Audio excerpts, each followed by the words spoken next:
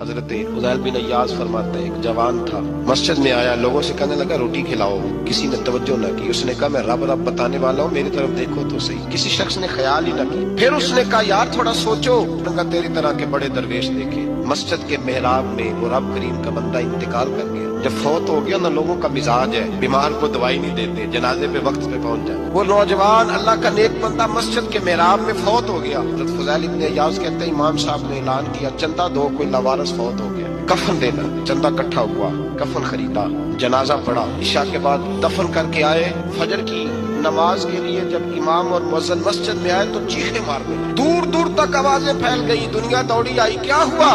کہنے لگے وہ جو تم نے کفن پہنایا تھا وہ یہاں پڑا ہوا ہے، اور دیکھو کفن پہ تحریر لکھی ہے۔ تحریر کیا ہے؟ عرش کے مالک نے فرمایا میرے دوست نے روٹی مانگی تم نے دی نہیں، اور میرا یار تمہارے کفن کا محتاج تھا، سنبھال کے رکھو اپنا کفن، میں نے اسے جنت کا لباس عطا فرما دیا۔